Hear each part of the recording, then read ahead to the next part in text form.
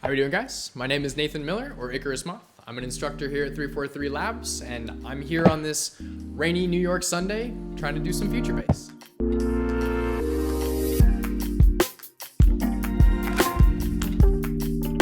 I'm going to be walking forward through this track the same way that I made it, so starting with the drums. When it comes to future bass, you need to be very specific about your sample choice. Intentional sampling is incredibly important.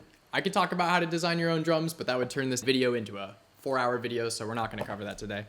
I like to think about what part of the song I'm in when I'm picking my samples. So, for example, the intro is going to have softer drums than, the main section of my song. So, for example, my intro drums sound like this.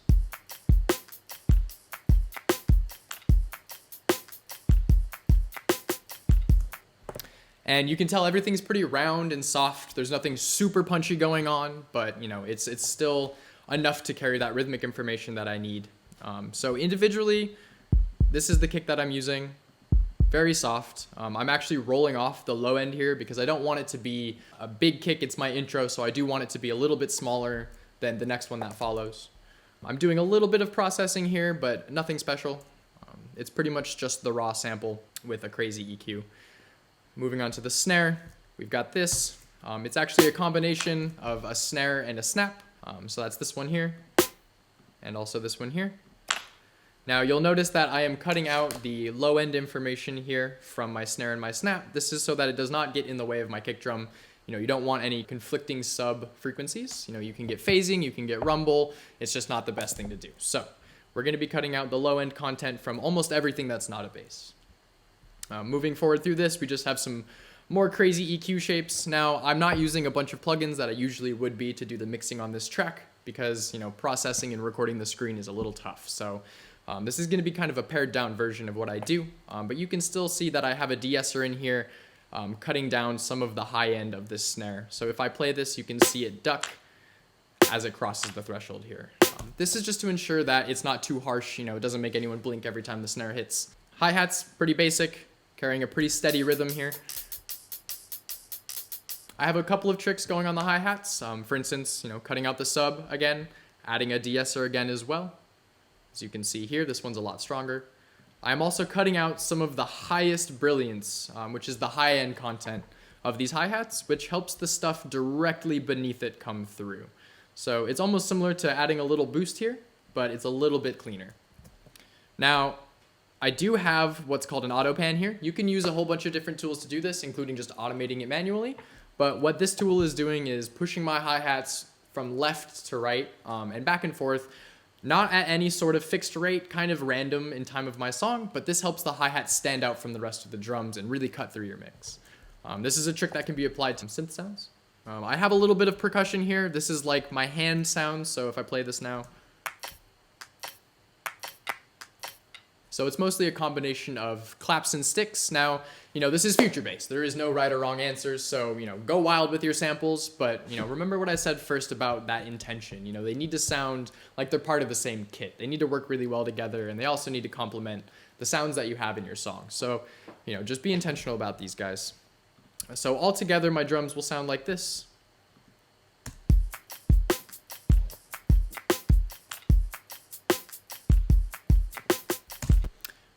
And that's a good place to start developing some melodies and harmonies with. Now I am going to jump right on into the main section of the song and show you what the drums are like on their own there, because I am doing a couple of different things that help the section stand apart. So I'll play back for you my main section drums now.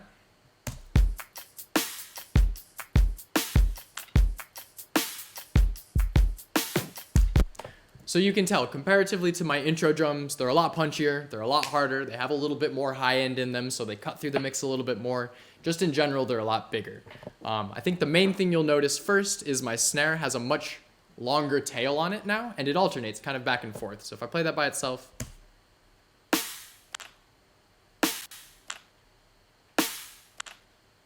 can tell the snare there compared to the snare here has a lot more going on there. And now that white noise tail that comes out of the snare is actually part of a whole nother sound. I created that white noise by adding reverb to just the top end of either a hi-hat or a snare, and adding that on top of your original snare sound to maintain that same punch that you started with. But now it has a lot more body to it. As far as the drums are concerned, I'm not really doing anything special beyond that. I do have a bit of unique arrangement things here. For instance, like a unique kick drum during the build section, which can be seen here. I add a little extra kick drums in the second build section here. But for the most part, I'm looping the drums and then adding little unique cuts such as this right here, depending on where the track feels like it could use it. So starting with a loop, there's nothing wrong with that. You can always go back in and make things unique, as you go, or, come back in a little bit towards the end and kind of spice things up a bit. Moving on from the drums, we have the verse synth. So this is going to be our intro stuff. We're trying to set the scene. We're trying to set the mood for the track, and we're also trying to not give away too much right out the gate, or else our main section isn't going to be nearly as impactful, right? So if I play these main synths back for you on their own, this is what we're looking at.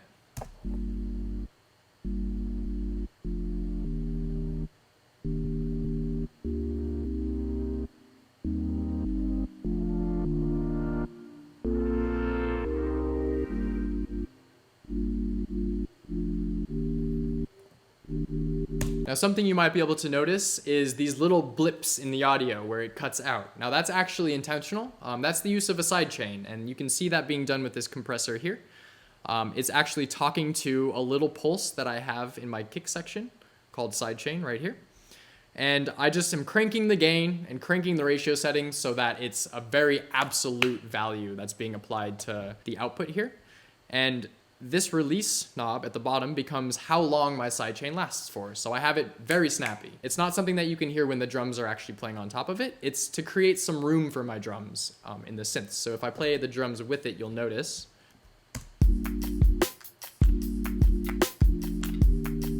we no longer hear those little cuts because they happen only when a drum is playing. Now, if I play these intro synths a little bit further along, you can tell they start to build.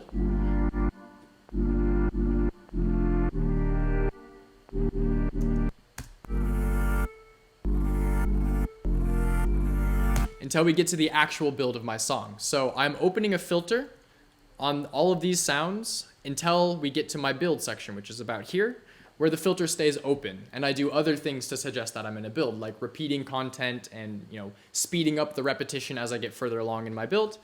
And then you'll notice I also have this space at the end where we drop everything out and create a little bit of silence. This really helps build a sense of tension and release for the song, and really makes that main section feel like it hits.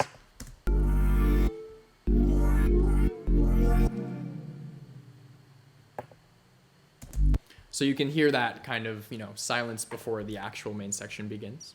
Now, what my verse synths do in the main section are just supposed to be supporting my main synth, which we'll get to in just a moment. So you'll notice the only thing playing during the main section of my song from this group is this bottom track here. And this is actually my bass, and so I am separating the bass out of the main synth. In the intro, the bass sounds like this. Now, really all that is a buzzy sawtooth wave with a little bit of an EQ cut on it. Now this is flattened to save some CPU space for me, but if I were to show you the EQ, it would look a little something like this. Now, I do this because I want my sub to stand out and not just on big speakers that can handle it. I need some upper harmonic content in order for my sub to stand out on things like laptop speakers or headphones. And when you create a buzz synth, that buzz is coming from a bunch of top-end harmonics. Now, if you cut those top-end harmonics down with an EQ, you're able to reduce them down to the frequency range that suits your bass tone the best. So mine was probably hovering around 200, but you'll move this cutoff, around until it sounds the best for your track. Now, skipping the main section for now, we're going to return to a melody. So obviously, melody is pretty important in future-based music. This may be done with a vocal, this might be done with a synth. In this track, we're using a synth. And I actually recorded this with my piano. Feel free to do whatever is comfortable as far as melody writing, but I usually pull this out of my harmonies. So I take a look at the chords that I've created for my track, and I try and find patterns amongst those chords that build a more melodic phrase. So if I play this for you now, it will sound like this.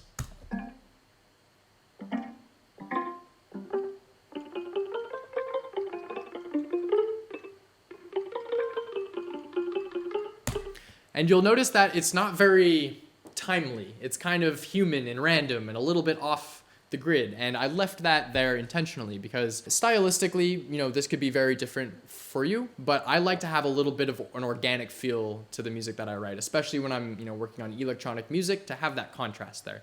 So I left this unquantized in order to kind of bring that human element back into this very electronic sounding piece here.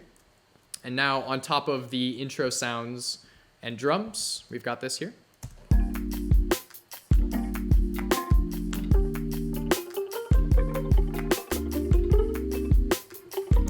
And you can hear how this leads into my build section.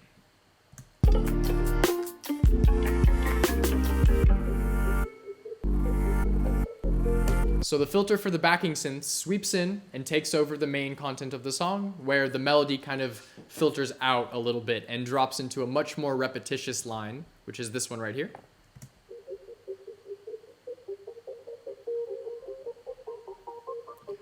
The repetition there is to help create that sense of tension and to build you up to the main section that we're going to drop you into. This is why they call it the drop. And we also complement this with effects. So you'll see I have a whole bunch of tracks down here under my effects tab. I've labeled them riser, subdrop, impact, impact, impact.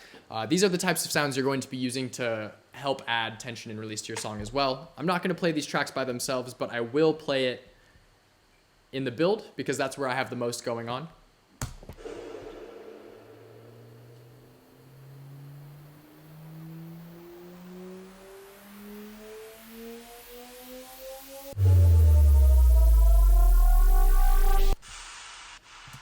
So on its own, that doesn't sound like much, but in context with the rest of the song, it actually creates a whole lot of energy that builds up until, you know, the final release, which is the main section. So unmuting everything, let's hear this all together in the build.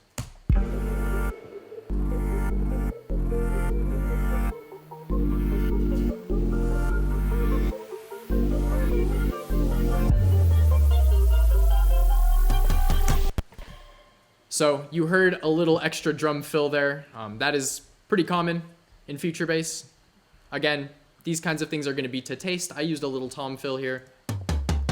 And you can hear I'm pitching it down. And I am also panning it from left to right. So what that means is it's going to start in my left speaker and it's going to zoom over to the right speaker by the time it's done.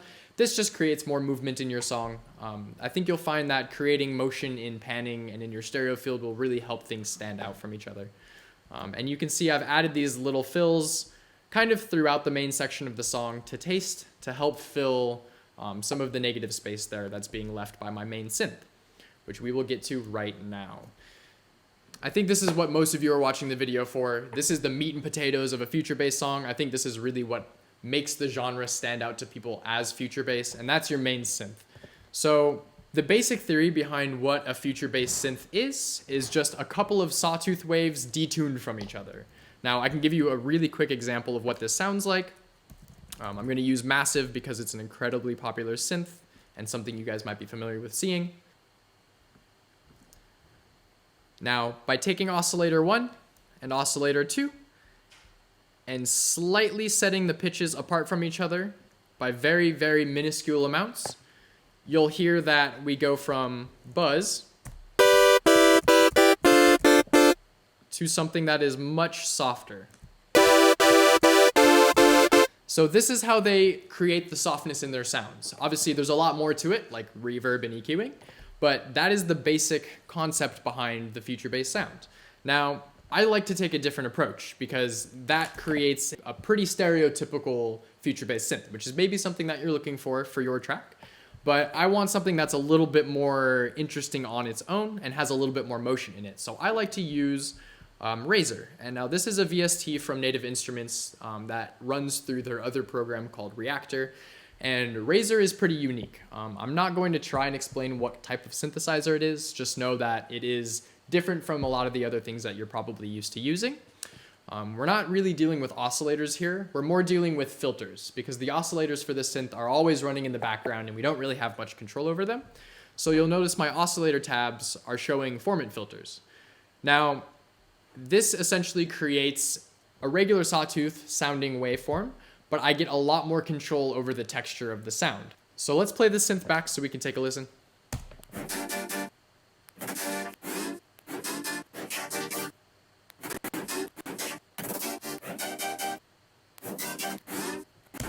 So you can hear some weird harmonic movement going through there, especially in like this section here. Now that is actually automation happening on the section that this formant shape is affecting on the oscillator.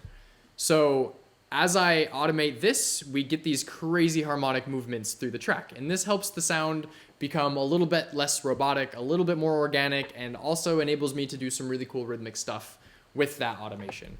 Now you'll also notice that it is following a pretty unique rhythmic pattern.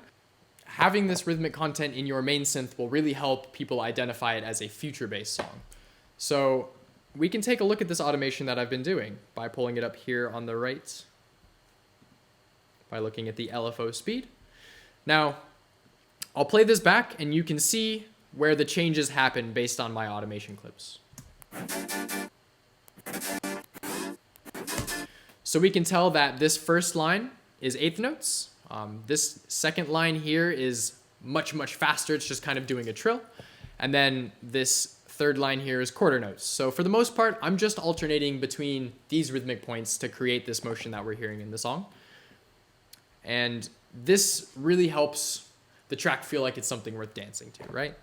So if I compare this to the bass line that I spoke of earlier in the other track, we can hear that I have two different versions of bass sounds here. Now, I left both in the song so you could kind of hear the difference between the two, but these are two very common uses of a bass in future bass. The very first one is a sustained bass, kind of like an 808 sound. Now, this is where future bass starts to overlap with things like trap and dubstep. But you can hear the bass does not follow the synth like it does in the second half. It's more of a sustained note. So if I play these together.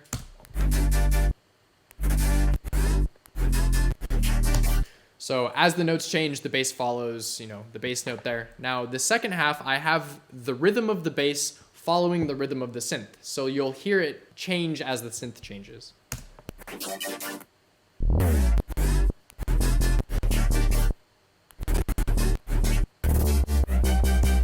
So this really helps that rhythm stand out. And now playing this all back together, you can kind of determine for yourself which one you prefer. I would never tell you that there's a right and a wrong way to do this, but I think everyone probably has their own preference there. So that's a pretty quick overview of what puts together a future bass track. Now that we've gone through every individual piece, I'm going to play the track back for you in its entirety so you can hear what everything sounds like together.